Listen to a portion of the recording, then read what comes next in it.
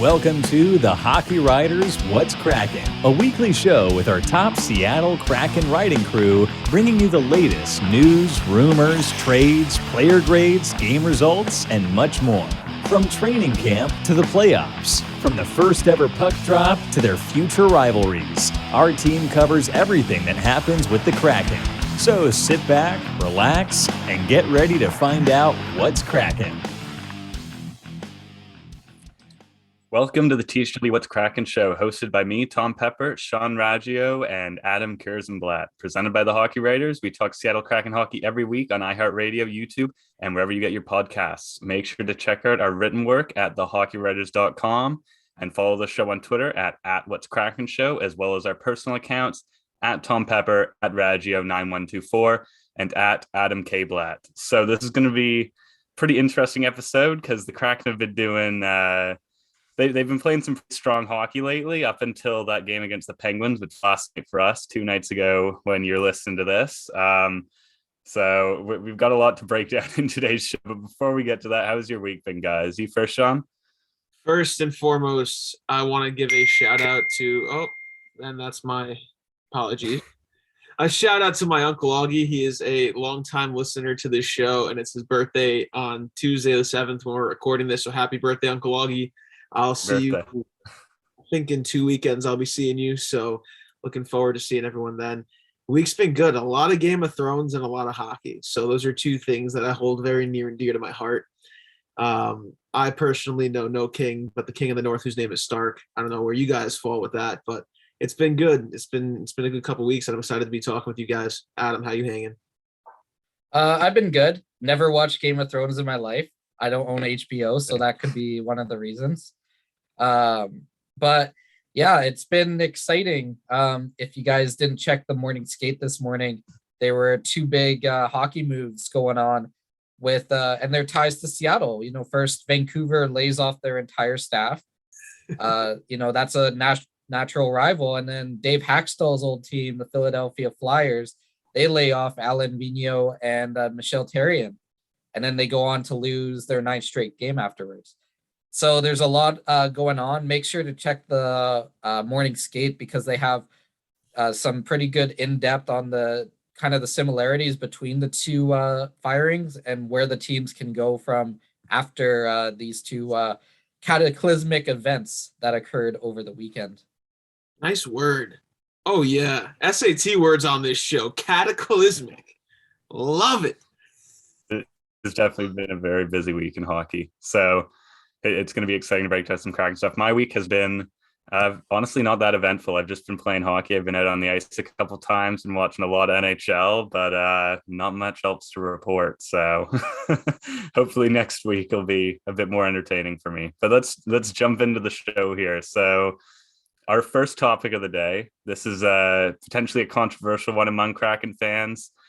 Haydn Fleury, who we know has been in and out of the lineup constantly. It doesn't seem like Hakstol has made his mind up whether he wants him on the Kraken blue line or whether he wants him out. But I mean, he played 5 games recently. He played 5 consecutive games with Giordano out, and the team went 3-1-1. So they clearly had some success with him on the blue line. The first game they take him out, of course, was against the Penguins, where they lost 6-1. So if anything, the record is in Fleury's favor right now, but I will hand it over to you guys. Adam, you first. Why is Fleury in and out of the lineup so much? I don't know. It's dumb. It doesn't make any sense. Like they're better. They've won more games, I think, with him in the lineup than they have without him in the lineup, where it's very close to that line. Like it just doesn't make any sense. He is a top 6 forward in this league. I get that they like guys like top 6 defensemen in this league. I get that they like guys like Jeremy Lauzon and Carson Soucy, but Fleury is one of those guys that you're going to have for longer than potentially Mark Giordano. So why aren't you playing him at the moment? Why do you keep taking him out? I've talked about it. Like it's very hard for a player to develop when they're in the stands. Sitting for long periods of time. Like you need to get on the ice, you need to get into game action. You can watch all the hockey you want live. If you're not participating in it, you're not developing. He's got an offensive pedigree from when his time in the WHL was. He's a strong two-way defender. He has the ties to Ron Francis. He's a high draft pick. Just let him go. Let him run and get 20 game stretches in here. What's the worst that can happen? The team is already close to the bottom of the league. They can only go up from here. Like, they're not gonna. It's shown that they're a better team with him in the lineup. So, if this is a coaching issue, then in the end, player development is more important than keeping around a coach. So there has to be some sort of change made to get Fleury back in the lineup. There has to be somebody talking to somebody, because everything that we have seen, he deserves to be here in the lineup. Pump the brakes on the, player over the coach. It's 20-something games into the first season. I cannot see Dave Hakstol going anywhere. I can see them moving him long before they fire him, before they fire Dave Hakstol. Hey, well, you got two good candidates now available in Alan Vigneault and Travis Green. So if we've seen it before in the past where the team chooses the players over the coach. It's easier to fire a coach than to move out. It's easier to fire a coach and bring in a new coach than it is to move out a bunch of players. And we know this, like, if Ron Francis looks at this and says, why aren't you playing Fleury? Why aren't you playing Fleury? Why aren't you and the team suffers because they're not playing him, that's Hakstol's job right there. His job. It's interesting that you bring up the Ron. I was going to say, it's interesting you bring up the Ron Francis point too, because Fleury was originally drafted 7th overall in 2014 to Carolina, back when Francis was the GM. And then, of course, Francis selected him from Anaheim in the expansion draft. So Ron Francis clearly thinks very highly of this guy. So it is very interesting that Hakstol not playing him as much as he should be played, in my opinion. But Sean, do you want to maybe expand a bit more on that? Why do you think this is happening? I don't really have that good of an explanation, aside from maybe, Dave Hakstol just doesn't like him and doesn't like his game, and maybe doesn't like how he's playing relative to the expectations coming in. I mean, look at Boston and Jake DeBrusk. Clearly, he's fallen out of favor with Bruce Cassidy, and he's requested a trade. He was almost a 30-goal scorer at one point. Now, I find it really interesting that this team almost has a top 4 and a bottom 4 defense, because they carry 8 defensemen. So you got Larson, Giordano, Alexiak, and Dunn, who've been pretty much mainstays, even though it's interesting to see how well the Kraken have done without Giordano in the lineup. And it's really just finding that mix between Soucy, Fleury, Borgen, and Lauzon. And I'm throwing Borgen in there because, to me, he's earned a spot at the table. He might not beat those guys out, but given the situation, I think he's earned a spot at the table. And I think that Fleury's got to get to a point where just Fleury's play outplays the other 4 on that bottom 4. Jamie Alexiak is one of their top defensive point producers. Your stay-at-home defenseman guy who's going to lead, be a leader on the penalty kill, is one of your top point producers on the back end. If you look at Fleury and say you should not be producing less than him, that could be part of the reason why he's not producing at the clip that he's expected to. Yeah, but no defenseman on the team is producing at the clip they're expected to. Fleury is actually, by points percentage, per game, he's near the top, which is where he's expected to be.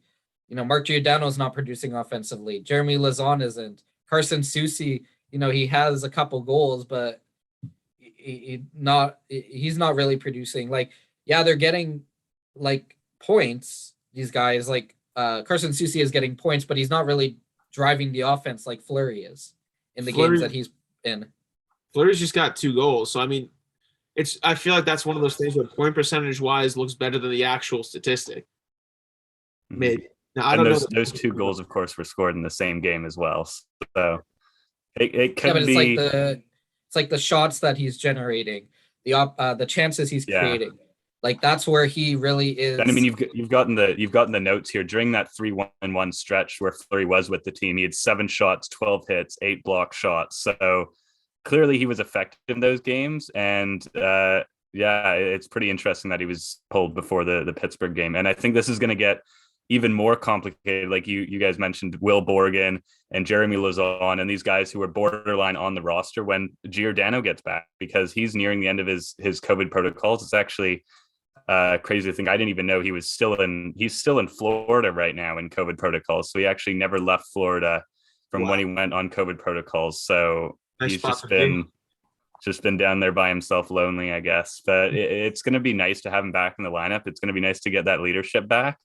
But this defensive situation really just gets more complicated as things go on. So maybe the Kraken look at trading someone. I personally don't think Hakstol is on the hot seat at all yet. I think it's way too early. And the Kraken have showed glimmers of incredible hockey. I mean, they took down some of the best teams in the league when they were at the top, like Washington, Carolina, Edmonton. They clearly have some potential, but I just don't think they've figured everything out yet in terms of lineup. You know, I am looking back, and I did have Fleury in the top 4 role back on our projections a couple months back. So this isn't me just hating on him and hating on his game, but I think that relative to, you got that top 4 established. You got Larson, Giordano, Alexiak, and Dunn. And to me, I don't think he's necessarily outplaying Soucy. And it's really just one spot in my mind. Now, granted, it seems like it's been a rotation amongst those bottom 2 spots, but to me, it's one spot for 3 players because I would put Soucy in that lineup. And Lauzon's been pretty good on the kill. I don't know the numbers offhand as to whether or not Fleury has gotten a lot of PK time or even PP time, but this isn't really meant to be a hit on him. It's just relative to what's around him.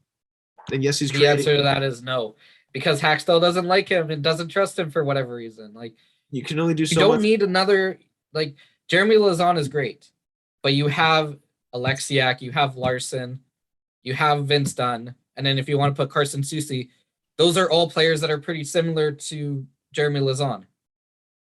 So if you throw in Fleury, it's kind of like a mix-up in the lineup. It gives you an extra dynamic. Like, Jeremy Lauzon is not the most offensive defenseman out there. Mm-hmm. That's what he's shown in. He's more a defensive defenseman. That's what he's shown in Seattle so far. So if you already have Alexiak and Larson, why you don't necessarily need Lauzon as well. Yeah. So what do you guys see happening here? Do you see a trade coming, or what do you think the end result of this is? I think they're just gonna ruin him like they did in Carolina. They're gonna get nothing back for him because they refuse to play him, and it's good. We're gonna look back on this as like Haydn Fleury is gonna be one of those players who really suffered because the coaches just never played him, and then he's gonna be like, oh, why is he's a bust at 7th overall? It's like, but if you don't play the player, of course they're gonna turn into a bust. What if they sent him down to Charlotte? Now, I do agree. I don't think they can. No, waivers. Yeah. Yeah. Well, it's only going to get more complicated, I think. But obviously, we aren't able to eavesdrop into the conversations that go on in the locker room. So we're really only speculating here why this is happening, why Fleury isn't a mainstay in the lineup. But we'll see what happens as the coming games go on, and we'll see. Maybe he does end up earning a full-time role. Maybe he gets moved. It seems very unclear right now, but Ron Francis clearly loves the guy. So if he's selected him to be part of his organization, we'll see if they end up using him as part of the main pieces of this organization. But we'll jump on to the second discussion here. Again, breaking down another Kraken there who's been a hot topic as of late. Is Philipp Grubauer heating up or cooling down? So again, with that 5-game stretch that we just mentioned with Fleury, where the Kraken went 3-1-1, Grubauer was on fire. He had a .925 save percentage and a 2.37 goals against average. And we have seen this recently, that he's really giving the Kraken a chance in these games, especially when you consider Chris Drieger has been on the IR 2 times this season. And in my opinion, Grubauer is definitely being overplayed. I think it's not necessarily to Hakstol's fault, but these injuries are really, really messing up the goaltending situation, or at least what it was supposed to look like. But then last night he goes in against the Pittsburgh Penguins, and 5 minutes and 7 seconds into the game, 3 goals allowed on 4 shots. So was this a fluky night, or what's happening with Philipp Grubauer? Do you want to take this one first, Adam? Well, this is the problem with Philipp Grubauer, is that he's been so inconsistent and up and down that we don't know if this is the start of the downfall or not. This game happens to goaltenders. You allow 3 goals on 5 shots or 3 goals on 3 shots.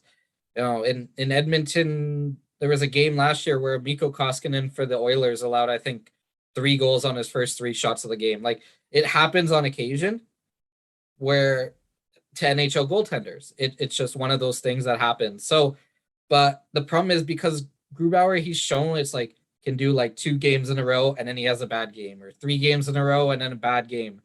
So we don't know if this is just like a one-off. It didn't make sense why, the goals weren't very good that Pittsburgh scored, really. So that's a little bit concerning, but yeah, we'll see. Like if the team is so does not want to play Joey Daccord at all. Like if the team says we want to develop Joey Daccord in the AHL and we're forced to bring him in, then go out and trade for a third goaltender that you can bring back and forth up on the waiver wire. That, and then let Joey Daccord sit there in the AHL. Get that veteran goaltender who can come up for maybe a couple games and play the exact same amount as Joey Daccord or a little bit more with Chris Driedger out. Like, they need to figure out this goaltending. If Driedger is going to be injury prone, they need another option. If they don't want to, because they don't want to play Daccord. Like it's another Fleury situation. They don't want to play a player. They just keep him in the lineup. If you don't have confidence in that player, then bring in somebody else that you have confidence to lessen the load of Philipp Grubauer. Yeah, and of course, Daccord got a look in that Pittsburgh game last night. I think he stopped 24-27 shots, so not the greatest save percentage, but hey, he's not expected to be an NHL caliber goaltender at this point. He's having a very successful season in the AHL with the Checkers, which is where he's supposed to be right now. But obviously, Driedger just unable to stay healthy lately is really unfortunate for the Kraken's goaltending, and we're seeing the effects of that lately. But I'll go to you next, Sean. Do you think Grubauer is being overplayed here, and do you think there's any solution to the goaltending issue?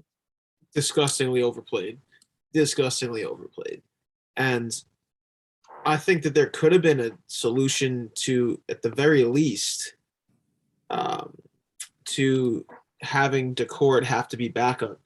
And it's a solution that would have worked into the cap. And if it didn't work out, you could try and move him or lose him for free. Matt Murray was just on the waiver wire, right? Yes, he struggled. Hasn't necessarily gotten the best chance in Ottawa, having gone through some injuries and such this year, but he's won Stanley Cups. He has won. At the very least, that's something you might want in your locker room. You have the cap for it. At the very least, send it. If it doesn't work out, send him on the waiver wire where he was before. If he gets claimed, he gets claimed. If he doesn't, then go on from there. He'll be helping the guys in the AHL, maybe finding his game, whatever. This is going to not having Daccord be your backup if you don't want to play him is only going to further accentuate the overplaying of Philipp Grubauer. And he's not going to maintain any consistency with that, and he's probably going to have more poor games than not. And being that the Kraken don't give up a lot of shots, I think they're 28.6 shots against per game, is second best in the NHL. I think it was 28.6. And they're only blocking 311 shots, which is 22nd. You would think that a defensive-minded team would block more shots. And the fact that his numbers look like they are on such few shots against just shows that I think that it's tiredness. I really do. I think he's overplayed. To make a long answer short. I just am pulling I don't know exactly. I'm pretty sure Grubauer played 39 games last year with the Colorado Avalanche. And this season already, he's already played 20. And we're only a quarter of the way into the season. So he's obviously far surpassing the amount of games he played with Colorado last season. And like we've mentioned on a few of the shows, it looked almost like the perfect 1A, 1B combo to have Grubauer and Drieger together. Just based on the amount of games that they played, it almost fit perfectly into 82 games if they did Grubauer the 60 and Drieger 40% of the starts. But that has not worked out. And yes, Grubauer's being overplayed. Do you want to add something, Sean? Yeah, let me ask you guys a question. Just a very quick question. How many line brawls have you seen in the NHL this year? Full line brawls, not scrums, full fights, yard sales. I've seen one in the WHL, but that's it. Yeah. I don't think I've seen much. I don't know if I have seen one this season. The game is clearly changing. And with the lack of line brawls, there's also such a fading of dependence on one starter to get you through 75% of your season and the backup to be there, hopefully get you a couple wins, right? And granted, it's more difficult now that Drieger's injured again.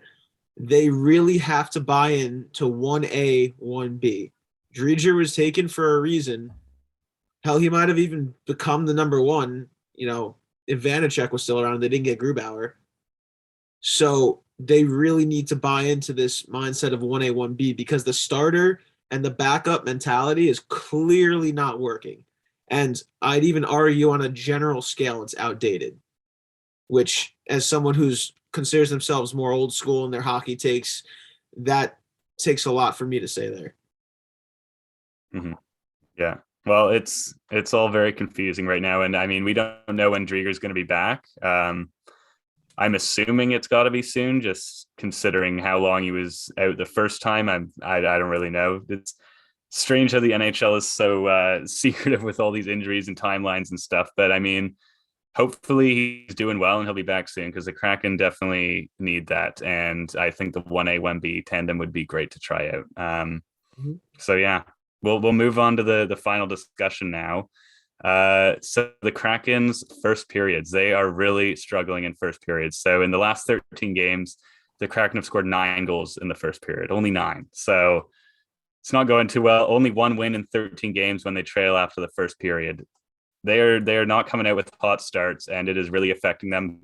Last night or 2 nights ago when you're listening to this was a perfect example where they're down 3-0 to the Pittsburgh Penguins just over 5 minutes into the game. They are not coming out and having great starts, and it is really affecting their record. So I'll go to you first. Sean. What do you think the Kraken are doing wrong here in the first period?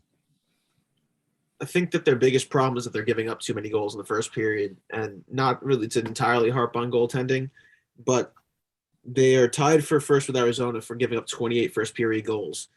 And as you said, when they're starting games trailing, it takes the wind out of your sails, and they're not winning those games. They're not coming back. If they put a lot of the time, they were down 3-0 last night, right off the hop. How are you going to try and build a comeback at that point? Right. And that's really the biggest thing. I mean, we knew this team might have trouble scoring out of the bat. So to struggle scoring in first periods or in general isn't really as surprising. What the problem to me is giving up those goals, especially the goals in the first 5 minutes, first 10 minutes of the game that they've been doing all year. They had a great stretch those last handful of games, that 5 games where Grubauer was 3-1-1.